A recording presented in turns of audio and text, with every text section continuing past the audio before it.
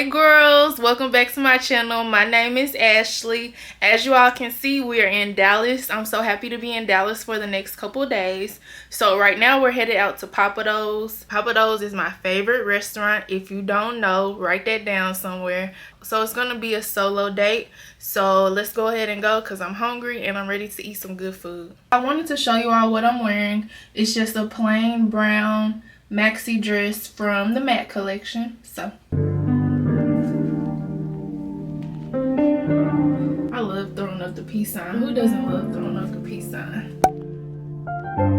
Yeah. I'm sorry, I'm not. I'm back from Papa Do's. I have something funny to tell y'all. This guy had wrote me on Twitter in my Twitter DMs, and we were going back and forth a little bit, just having conversation, and then I decided I wasn't interested. So I just started to ignore his messages and leaving him on red. I didn't think anything of it. So I was on Instagram while I was at Papa Do's, and I saw in my message request I had a message from him, which was kind of weird because we don't follow each other on Instagram at all. We only follow each other on Twitter. So while I opened up the message, and he sent me a picture and then an emoji of a kissy face. So I bet y'all can guess what type of picture he sent. Just a picture of him shirtless and in like a towel. And I'm thinking to myself, what is this? Now he looked good, but what am I finna do with this? Yeah, you got a six-pack. Yeah, you look good, but I'm still not interested. My detective determined that was a lie. 3 weeks later. So I was tempted by this man, and I cut that off because I'm like, no, I'm really wanting to stay abstinent until I get married. So I'm just gonna chill, I'm gonna shower, I'm gonna watch SWAT for the rest of the night. If you have been wondering what has Ashley been doing while she has not been vlogging since her hard drive is down, I've been watching SWAT. I am emotionally invested in SWAT. If you have not started watching SWAT, you need to watch SWAT, especially the eye candy on there between Shamar Moore, who plays Hondo, and then there's a white man on there named Deacon. Oh my god. And Street. Whew. Those are some fine men right there. Those are some fine men. So we just finished up an apartment tour. I'm with my cousin Lisa. So we at the mall now. We about to go to Zara real quick, go get some food, and then go to the second apartment tour.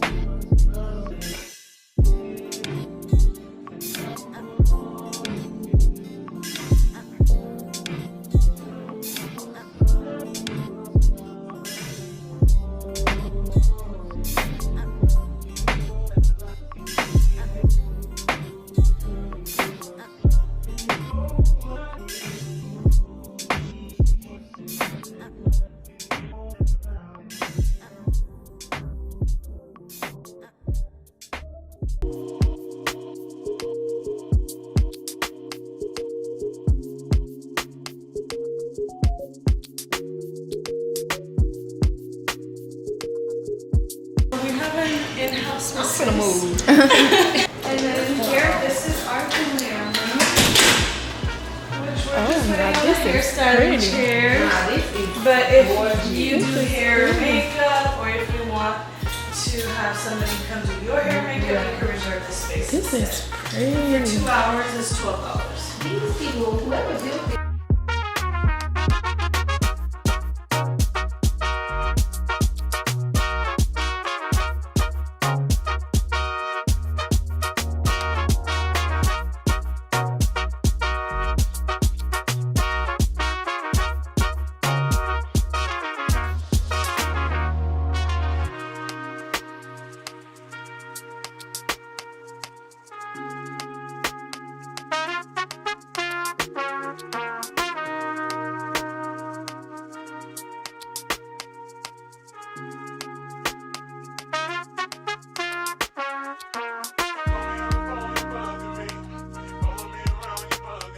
Alright, so we out and about. We just finished our second apartment tour.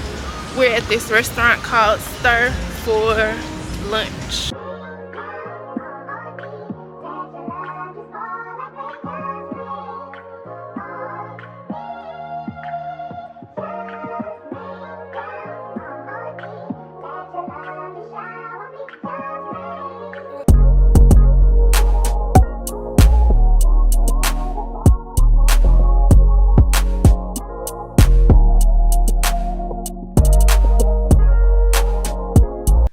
To get on here and talk to y'all before I go to church. I didn't talk to y'all yesterday. So yesterday we went on 2 apartment tours. As you saw, the apartment that I showed. So I showed that apartment because I know I'm not gonna move there.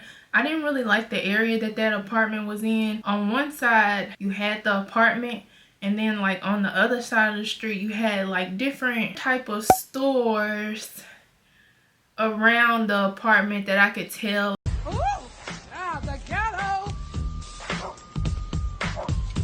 Ghetto. It's not the area for me. I'm more of a suburbs girl. I'm not really a city girl. Today is Sunday, July 9th. I went to my church here in Dallas. I went to the 9 o'clock service, and now I'm headed to my uncle's church. So today is my last full day in Dallas. I always get sad when I have to go back home. Prayerfully, we'll be relocating to Texas soon, God willing. The restaurant we went to yesterday called Stir, the food was not that good. The atmosphere, the ambiance, the decor was 10 out of 10.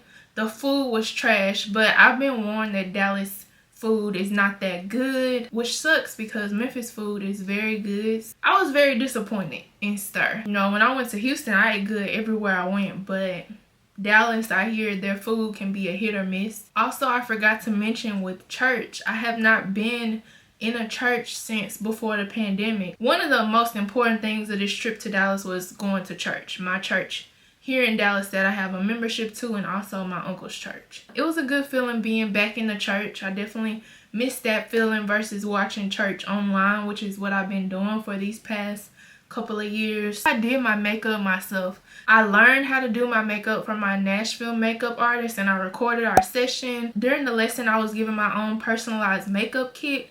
So I did my makeup today.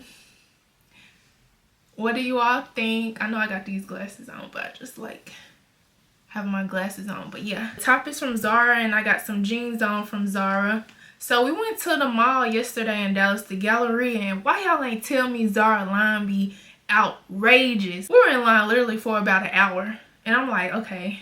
But it's like with Zara, when you buy clothes online, I don't know, I be getting my sizing wrong online, so it's like it's better to go to Zara in person. But unfortunately, in my city, we don't have a Zara, so it's like I had to get me some jeans though. Let's go to church. Let's go praise the Lord.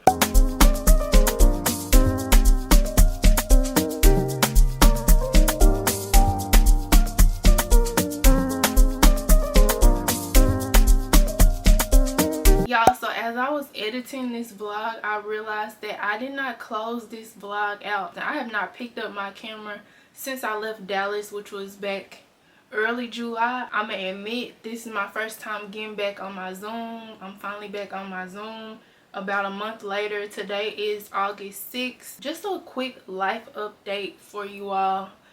Since I came back from Dallas, I feel like I've been going through it. I definitely feel like I'm in the wilderness season right now of my faith journey, of my waiting season, and it has been so tough during this season. Even though I say I'm in the wilderness, I don't look like I'm in the wilderness. Do it look like I was left off of Bad and Bougie? No. Do it look like I'm left off Bad and Bougie? What'd you say? Do it look like I'm left off Bad and Bougie? Nah! You know, I haven't gone without getting my hair done. I'm getting my nails done. I haven't gone without food. Like yesterday, I said to myself, I was like, I'm hungry. And then literally like a couple seconds later, my dad walked in my room and he was like, hey Ashley, do you want me to go get you something to eat? So it's just things like that. And you know, I know family and friends might not understand what I'm doing, why I'm doing it, but they have been very supportive of me, and that's all I can ask, because this journey is already tough. I don't need people along the way to try to cause doubt into what God told me to do. I just know during this waiting season, God is trying to prepare me. The way I view the waiting season, I was watching a YouTube video about it yesterday, and a woman, she used this analogy. Imagine your grandma or your mom is preparing your favorite meal. My favorite meal that my grandma makes me is pork, steak, cornbread, cabbage. So that meal is going to take a couple hours. Now imagine I'm hungry, but I'm waiting on my granny to prepare my favorite meal. I could either wait on her to prepare this meal, or I could go out to Pizza Hut to get me a pizza. And yeah, the pizza's gonna be good, but it's not gonna be as good as if I waited for the food that my grandmother cooked. And that's how I view my waiting season. I'm gonna wait on what God has for me, because what he has for me is going to exceed anything that I can ever imagine. Because scripture says, Isaiah 55:8 says, for my thoughts are not your thoughts, neither are your ways my ways, declares the Lord. During this season, I don't want to settle just because it's the easiest thing to do. If what I was doing was easy, if going on a faith journey, a waiting season, if it was easy, everybody would be doing it. Something that has helped me during the waiting season is this book called The Waiting Season. It's by Renaya Henry. So I watched their podcast, The Soft Life Through Christ, on YouTube. This book has really broken down the waiting season for me. So I recommend, if you're in a waiting season, make sure you get this book. I will link it down below. Yesterday I went out to Trader Joe's to get these snacks, which I saw on TikTok. And it was so many people at Trader Joe's yesterday, so parking was awful. Let me tell y'all, I found a park and I parked in it, I backed in it, and this man drove by and he put his middle finger up at me. Oh my God, y'all, I just got so mad. And in that moment, I was willing to do something that was gonna land me in jail, because why would you do that? Like over a parking space? And I was reminded in that moment, vengeance is mine, thus saith the Lord. You know, just letting God get my revenge from now on. If you're thinking about getting revenge against a person, don't do that, because at the end of the day, God can get them better than you can. And I was willing to get revenge on that man, but God had to stop me and say, Ashley, chill. I got him. I'm gonna get him for you. Because Lord knows I wanted to get him. I said, all right, Lord, you gonna avenge me. I will say, if y'all in traffic, y'all got road rage, I don't know what the case is, don't cuss nobody out.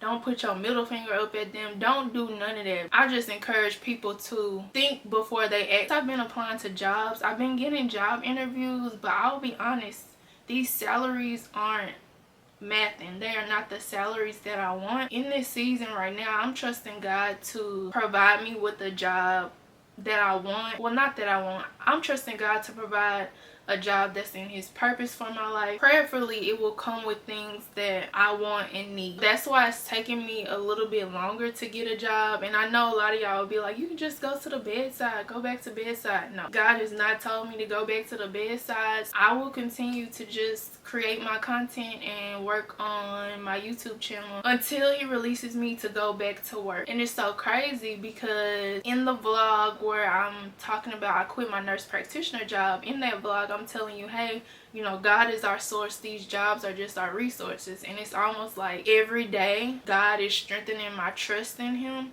to be my source it's in a way like daily bread. Thank you all so much for watching. Make sure you subscribe and also leave me some comments down below. I'll see you all next time. Bye bye.